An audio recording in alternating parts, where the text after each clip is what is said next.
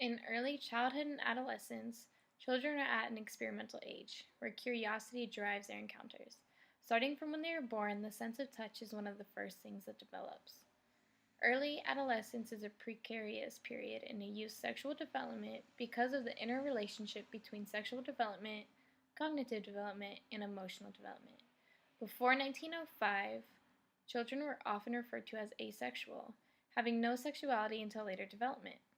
In 1905, Sigmund Freud published his 3 essays on the theories of sexuality, acknowledging the existence of child sexuality, which was a significant change in society. My name is Brianne Clutie, and I'm going to take you through the sexual developments that occurred from birth up to the adolescent years. Soon after birth, infants discover the pleasure of genital stimulation, and the body begins its first sexual response even earlier in the utero.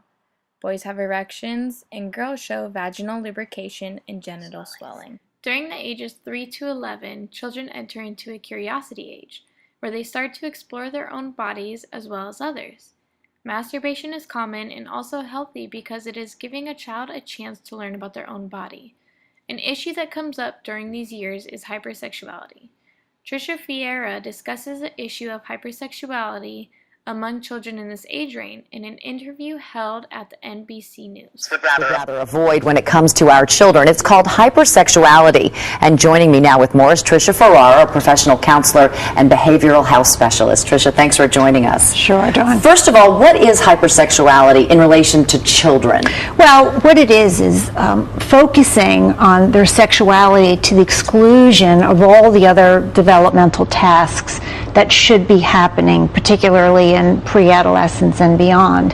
And it really blocks opportunities for them to develop themselves in a healthy, balanced way. So that's what it is. And what causes it in children?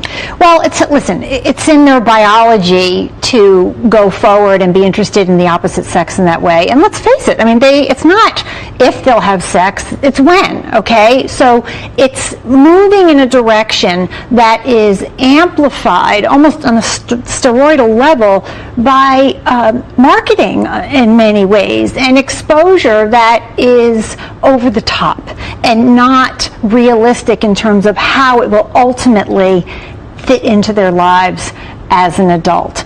And unfortunately, many parents wait to give a talk about this when that is just leaving your kids very vulnerable, because I always say it's about the walk with your child, meaning the relationship that they have with you and with the world. And that piece is what we have to get parents on board with, because you're not going to change the environment. Tricia Fiera touched on the parent-child relationship during the interview.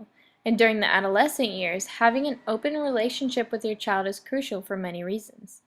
Children from ages 12 to 9 are going through puberty. During this stage of life, children's influence of psychosexual development comes from parents, peer influences, the media, and religious influences. Sexuality in childhood and adolescence is normal. It is important not only as a parent but as society to learn more about the topic in order to help guide our children down a healthy path for the future. Helping spread the knowledge will help gain the knowledge.